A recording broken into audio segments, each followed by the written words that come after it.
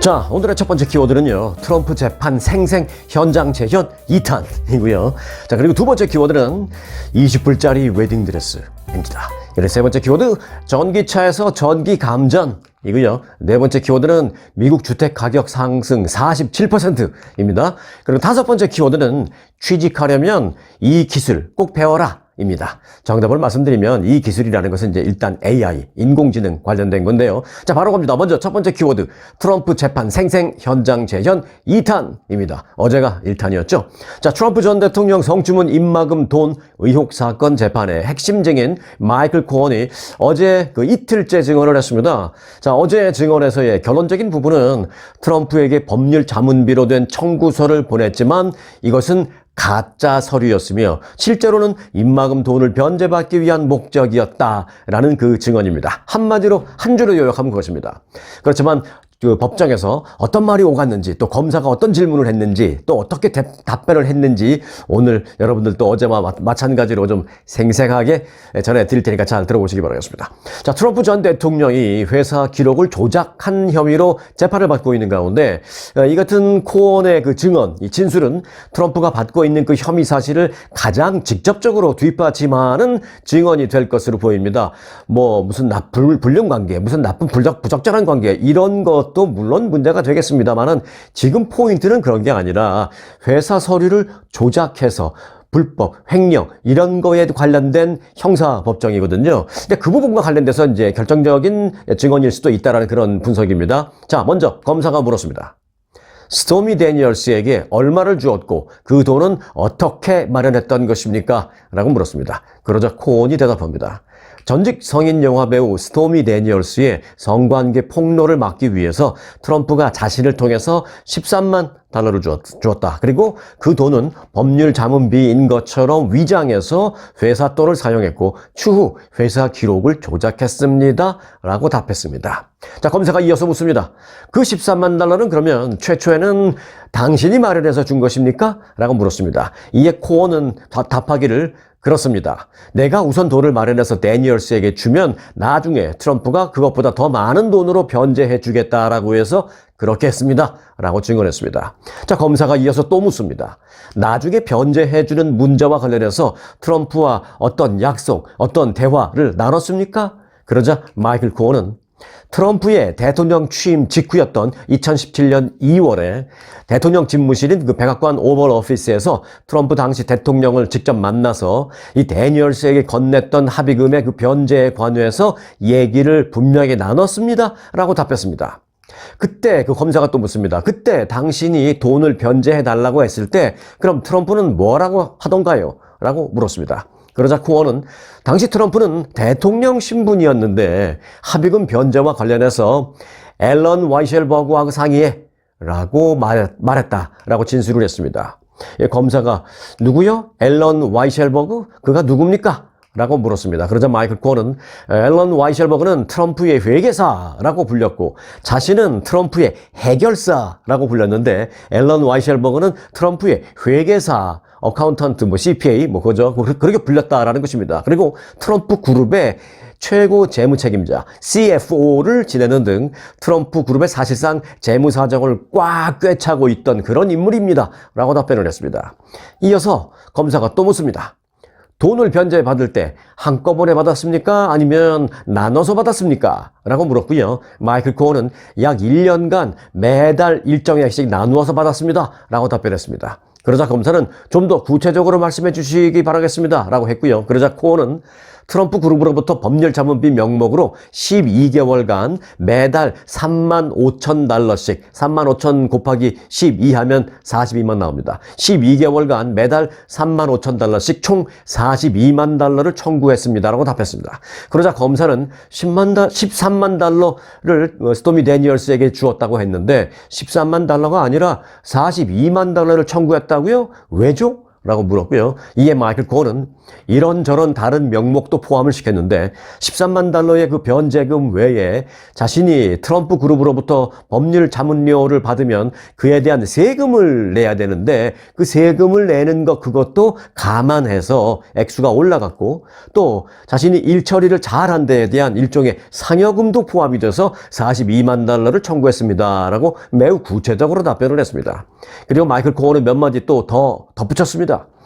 마이클 코어는 해당 청구서들은 실제로 법률 자문을 해서 발생한 그 법률 자문 수수료 청구서가 아니었으며 데니얼스에게 자신이 먼저 지급한 돈을 변제받기 위한 실상은 가짜 서류였습니다. 만들어진 페이크 서류였습니다. 라고 증언을 했습니다.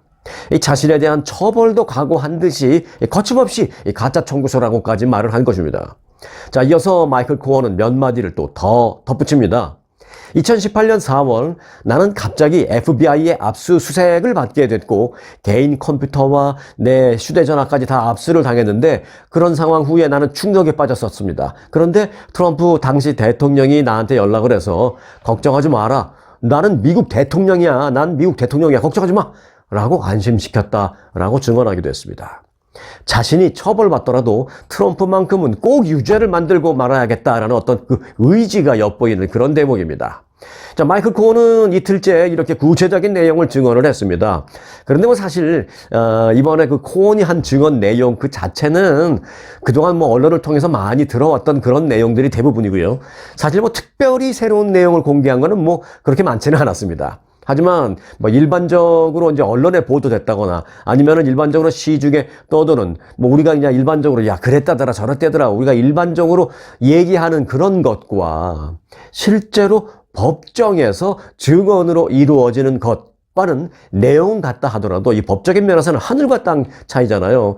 그런 면에서는 뭐 의미 있는 증언이다 뭐 이렇게 할 수도 있겠습니다.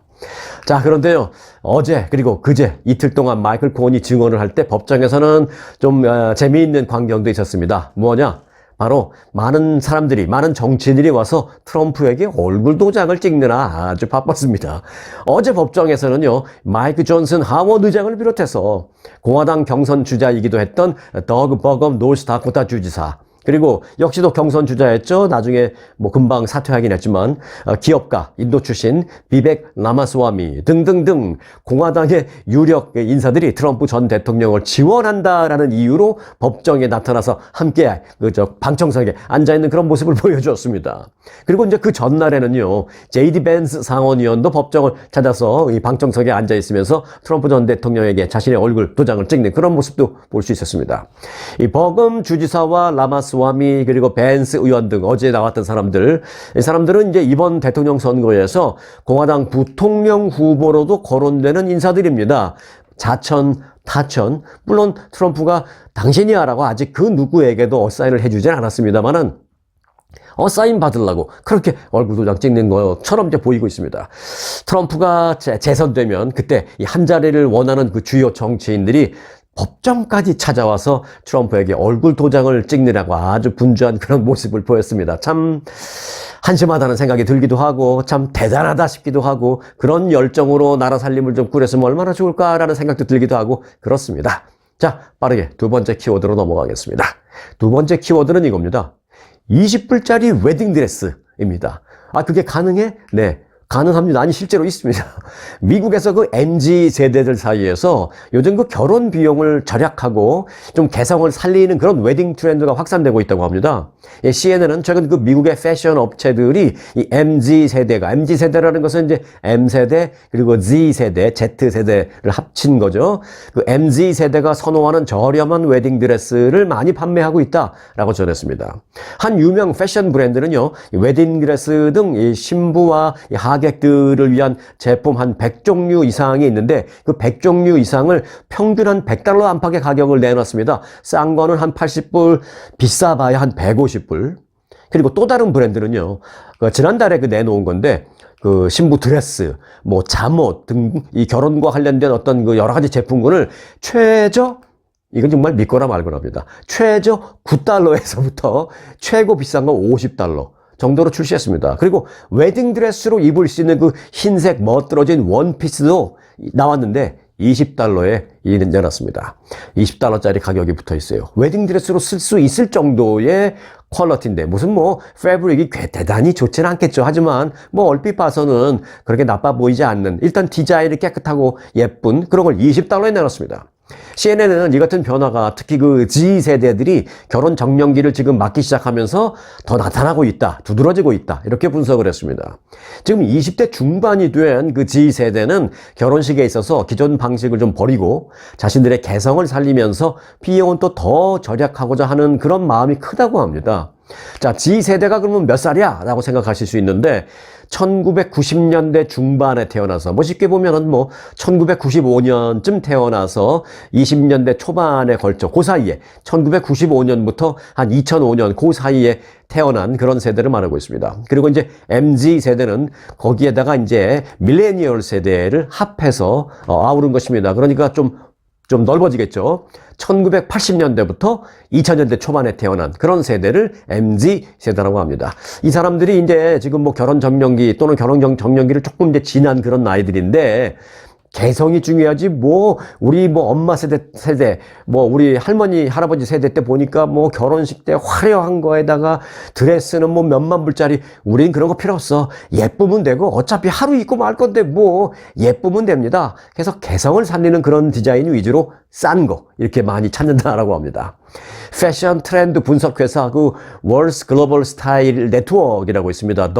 WGSN이라고 하는데 그 회사의 대표는 G세대는 생활비 위기로 인해서 현재 많은 재정 상황에 불안감을 느끼고 있고 그들의 약 3분의 1은 부모와 함께 살고 있는 캥거루족이기도 하다라면서 지난 몇 년 동안 시장 점유율이 증가한 그 패스트 패션이 저렴하고 트렌디한 개성을 살리는 그런 결혼식 의상의 수요도 더 늘리고 있다라고 요즘 그 결혼식 웨딩드레스의 패션 변화를 그렇게 설명하고도 있었습니다. 자, 세 번째 키워드 가겠습니다. 전기차에서 전기 감전입니다. 요건 이제 중국에서 있었던 얘기인데요. 중국판 우버가 있습니다. 미국에서는 이제 우버라고 하는데 중국에서는 디지추싱이라고 합니다. 디지추싱. 그 디지추싱의 운전자가 그러니까 뭐 미국식으로 말하면 뭐 우버 드라이버가 뭐 그런 겁니다. 출고한 지 한 달도 안 된 중국산 전기차 안에서 감전돼서 지금 혼수 상태에 빠졌습니다. 장시성 신위시의 덩이라는 이름으로 알려져 있는 이 남성은 이제 라스네임이 덩이죠. 중국 최대의 전기차 생산업체 BYD의 그 신에너지차를 구입했습니다. 이 BYD가 테슬라를 위협할 정도의 지금 엄청나게 성장을 하고 있는 중국에서 가장 큰 전기차 회사입니다. 거기서 나온 전기차를 구입했다 이런 일이 생긴 겁니다. 그런데 구입한 지 한 달도 안 된 그 차량에서 갑자기 전류가 흘러서 사고가 발생했고 운전자 덩은 감전이 돼서 뇌출혈로 쓰러졌습니다. 그는 현재 병원에 이송되어 있지만 혼수 상태로 판명되어 있습니다. 의료진은 어쩌면 평생 신체 마비가 될 수도 있습니다 라고 가족들에게 전했다고 합니다. 그런데 이제 블랙박스 영상을 띄워서 경찰이 분석을 해봤더니 운전자 덩 씨는 차 안에 있다가 갑자기 무언가 충격을 받은 것처럼 몸을 막 떨면서 갑자기 막 안전벨트를 풀려고 막 애를 썼는데 그 풀지 못하고 계속 실패하는 모습도 보였습니다. 그러나 여러 차례 이제 노력 끝에 안전벨트를 어렵게 풀어서 몸을 덜덜 떨면서 풀고 차 밖으로 간신히 탈출하는 그런 모습이 담겨 있습니다. 차 밖으로 나오자마자 푹 쓰러졌습니다. 자동차 제조업체인 BYD는 누전에 따른 감전을 의심하고 있다라고 말하기도 했습니다. 자, 이와 관련해서 중국의 누리꾼들은요. 전기로 뇌출혈을 일으킬 수 있다는 것은 정말 매우 끔찍한 일이다. 특히 전기차 안에서 이런 일이 있었던 것은 너무 무섭다라고 말하고 있고요. 감전 후에 실제로 뇌출혈이 발생하다니 너무너무 끔찍하다, 무섭다 등의 반응이 많이 나왔습니다. 또한 일부 누리꾼들은 많은 자동차 소유자들이 이 신에너지 자동차에서 특히 뭐 전기차에서 그런 사고를 지금처럼 그렇게 끔찍하진 않았지만 가끔 찌릿찌릿한 그런 감전을 느끼는 듯한 그런 사고를 겪었다는 사람들이 많다. 나도 주변에 많이 봤다라는 그런 글도 댓글로 많이 올리고 있습니다. 실제로 그 중국에서는요, 전기차를 운전하거나 전기차를 타고 있을 때 어지러움증을 느낀다라고 말하는 그 자동차 소유자와 그 운전자도 현재 많이 나오고 있는 그런 상황입니다. 자, 이 부분과 관련해서 뭐 중국은 그렇다 치더라도 이 미국 쪽에서도 이런 부분과 관련해서 좀 철저한 조사, 꼭 미국에 아직 이런 케이스가 없다라고 해서 앞으로도 없다라고 생각하지 말고 중국에 그런 케이스가 있다니, 미국에도 전기차가 많이 돌아다니니까 미국에서도 한번 이런 부분에 대해서 철저하게 조사를 해봐야 되겠다라는 생각이 들고, 중국의 그 이번 사건과 관련된 추가 내용 결론이 나오면 좀 다시 말씀드리도록 하겠습니다. 명품 유럽, 아주유럽의 품격이 더욱 높아졌습니다. 영국, 프랑스, 스위스, 이태리, 바티칸의 네덜란드와 독일까지 US 아주 투어만의 서유럽 7개국 13일. 일정이 다르면 여행의 품격이 다릅니다. 투어업계 유일하게 박평식 대표가 현지에서 직접 설계한 40년 노하우가 담긴 아주 좋은 아주 유럽. 고객 만족도 전매주 1위. 1등 회사 US 아주 투어와 함께하세요. 아주 좋은 아주 투어. 자, 네 번째 키워드 가겠습니다. 미국 주택가격 47% 상승입니다. 미국 주택가격이 팬데믹 이후에 최근까지 약 47%나 급등한 것으로 조사됐습니다. 그러니까 팬데믹을 기준으로 해서 지금 보니까 거의 50% 가깝게 올랐다라는 것이죠, 집이. 뭐 100만 달러 집이면은 140만 불, 150만 불 하는 거예요, 지금. 자, 이런 가격 급등은 지난 몇 년간 주택 건설 부족으로 주택 공급이 부족해서 많이 이루어졌습니다. 이유가 이제 주 요인이 그겁니다. 그리고 이제 모기지 이자율과 건축 자재 가격 급격한 상승. 요거 건축 자재 급격한 상승, 요게 제 생각에는 두 번째로 큰 이유입니다. 자, 이제 팬데믹 이전에 3% 이하로 받았던 사상 최저 수준 그 모기지 금리 있잖아요. 팬데믹 초기 때도 그랬고, 그런 그렇게 뭐 2%, 3% 요런 금리로 집을 산 사람들, 이 사람들은 지금 이사갈 꿈을 못 꾸고 있는 거예요. 왜? 내가 3%, 2.5% 이런 걸로 모기지 론을 받아가지고 지금 거기에 대한 페이먼을 하고 있는데, 지금 내가 이 집을 내놓으면 집값은 많이 올랐기 때문에 뭐 팔면은 돈은 좀 남겠지만 어차피 내가 또 다른 집을 사야 되는데, 또 다른 집을 샀을 때 받게 되는 그 몰기지 론의 이자율은 내가 이전에 이 집 샀을 때 받았던 2.5%, 3%가 아니라 지금 7% 이상이니까 감당 못 하겠다라는 것이죠. 그래서 집을 팔려고 내놓지 않습니다. 그러니까 재고가 없는 거예요. 시장에 나와 있는, 팔겠다고 나와 있는 집이 없는 겁니다. 공급이 없으면 어때요? 수요가 있는데 공급이 없으면 어때요? 가격이 오르죠. 시장에서는 그 모기지 금리가 올해에도 높은 수준을 유지할 것으로 내다봤습니다. 그래서 올해도 주택 for sale 나오는 집들이 많지는 못할 것이다라는 그런 전망이죠. 연준이 금리 인하를 시작해야 모기지 금리도 내려갈 것으로 전망이 되고 있지만, 그나마도 그 팬데믹 기간의 최저 금리 그때처럼은 돌아갈 가능성이 거의 없는 데다가 최근에 그 인플레이션 둔화세가 좀 정체되면서 연준의 그 올해 금리 인하 가능성에 대해서는 상당히 회의적인 시각들이 많이 나타나고 있습니다. 현재 그 모기지 평균 이자율은 7%가 조금 넘는 그런 아주 높은 수준을 유지하고 있습니다. 그래서 이제 현재 집을 보유하고 있는 사람들이 앞서 말씀드렸다시피 이전에 집을 샀을 때의 그런 이자율만큼은 안 되니까 집을 팔고 다른 집을 산다라면 높은 이자율을 감당해야 하는데, 그게 힘들어서 집을 내놓지 않고 있는 현상이 계속되고 있다는 것입니다. 자, 다섯 번째 키워드로 빨리 가겠습니다. 취직하려면 인공지능 기술을 배워라 입니다. 자, 인공지능, 이 AI 기술을 보유하지 않으면 앞으로 취직도 어려운 시대가 됐다라는 것입니다.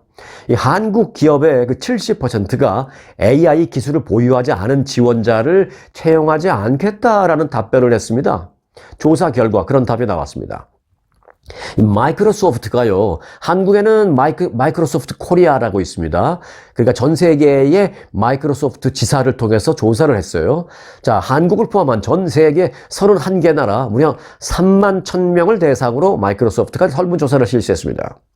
AI 기술 미보유자를 채용하지 않겠다라는 응답이 전 세계 기업의 평균 66%에서 그렇게 답이 나왔고요. 한국 기업만 따로 떼놓아 본다면 약 70%에서 그 신입 직원으로 들어오겠다는 응시자가 AI 기술이 없으면 안 뽑겠다. 70%가 그런 답변을 했습니다. 링크드인에서도 그 자신의 그 프로필에 AI 관련 기술을 추구하는 그 회원의 수가 전년 대비 140%나 늘었습니다. 이 얘기는 뭐냐면 이제 내 프로필을 만들어서 링크드인 같은 데 올려놓잖아요. 프로필을 올려놓는데 예를 들어서 뭐 어느 학교 졸업했고 나는 어디서 일한 경력이 있고 무슨 라이센스가 있고 무슨 기술이 있고 이런 걸 이제 쭉 써놓는데 거기다가 AI 관련 기술 그게 있다라는 것을 특별히 써놓는 그런 사람들이 2배 정도 140% 늘었다라는 겁니다. 이 AI 관련 키워드가 언급된 그 채용 공고, 그 기업의 채용 공고 수도 평균 한 20% 늘었다라는 것입니다. 기업도 채용을 할 때 AI 기술이 있으면 우대합니다. 이런 거를 써놓는 기업들이 늘었다라는 것이죠. 그리고 직원을 채용하는 데 있어서 관리자 그리고 담당자의 71%는요. AI 기술이 없는 경력직보다 경력은 없더라도 AI 기술을 갖춘 지원자를 선호한다고 답했습니다. AI 기술이 없는 경력직보다 AI 기술이 있는 신입사원을 뽑겠다라는 것입니다. 같은 돈을 주더라도. 자, 이제는 한국이든 뭐 미국이든 그 인공지능 관련 기술이 없으면 정말 취직하기도 어려운 그런 시대가 됐다라는 생각입니다. 자, 이어서 보너스 뉴스 전해드리겠습니다. 오늘 보너스 뉴스의 제목은 테슬라는 과연 친환경인가 아닌가? 입니다. 자, 테슬라가 이 캘리포니아 주에 있는 공장에서 대기 오염물질을 대량 배출했다라는 그런 의혹으로 소송을 당했습니다. 환경민주주의 프로젝트라는 그 비영리 단체는요, 테슬라가 캘리포니아 그 프리몬트 공장에서 대기청정법을 준수하지 않았다라면서 연방법원에 소송을 제기했습니다. 이 단체는 테슬라가 2021년 1월 이후에 수백 차례에 걸쳐서 공장 주변 지역에 그 해로운 오염 물질을 배출했다라고 주장하고 있습니다. 그런데 이제 테슬라가 환경 오염 문제로 소송을 당한 건 사실 이번이 처음이 아닙니다. 얼마 전에는요, 캘리포니아주 24개 카운티 지역의 그 카운티 지방 검찰은 테슬라가 유해 폐기물을 불법으로 투기한다라는 혐의로 이 회사를 기소했습니다. 실제로 카운티 정부가 24개가 합심해서 같이 기소를 한 겁니다. 그런데 어떻게 끝났냐? 테슬라가 벌금 150만, 벌금 플러스 뭐 기부금 등등등의 여러 가지 명목으로 일단 150만 달러를 내는 조건으로 그 사건 종결에 합의를 한 바 있습니다. 그러니까 재판까지 가지 않았기 때문에 크게 뉴스화가 안 됐던 거지 그런 일이 사실 이전에 있었습니다. 또 최근에 독일에서는요, 테슬라 공장의 그 확장 문제를 놓고 이에 반대하는 독일 환경단체들의 강력한 시위가 지금 아주 심해지고 있는 그런 상황이기도 합니다. 이미 환경단체에서는 테슬라를 친환경 기업이라고 보지 않고 있는 거죠. 일론 머스크 테슬라 CEO는 그 전기차가 친환경적이다라고 맨날 그렇게 선전하고 있지만 환경단체들은 전기차를 만드는 그 과정에서 오염물질이 배출되는 뭐 차량 조립 공정이라든지 또는 페인트 칠을 하는 과정 등등은 뭐 전통적인 차량 제조 방식과 뭐 다를 바가 없다라면서 사실상 친환경도 아니라고 비판하고 있습니다. 또한 가솔린을 사용하지 않는다라는 것뿐이지 배터리를 물론 쓰니까 이 배터리를 충전해야 하는데 사실상 그 배터리 충전도 전기를 사용해서 하는 것이잖아요. 그런데 그 전기는 석유를 사용해서 전기를 생산한다는데 문제가 있다는 것입니다. 그리고 전기차의 그 배터리를 다 쓰고 나면 그 폐 배터리를 처리하는 문제, 그 문제 역시도 전혀 친환경적이 아니다라고 환경운동가들은 비판하고 있는 것입니다. 테슬라는 과연 친환경 차가 맞습니까? 여러분들은 어떻게 생각하십니까? 사실 저도요, 개인적으로는 그 부분에 대해서 앞서 그 환경단체들이 말했던 그 부분에 대해서 저도 일정 부분 공감을 하고 있어요. 그리고 과연 테슬라가 친환경 차이냐라는 부분에 대해서는 저도 개인적으로 좀 퀘스천을 갖고 있는 한 사람이기도 합니다. 자, 오늘 영상은 여기까지입니다. 오늘도 건강한 하루 되시길 바라겠습니다.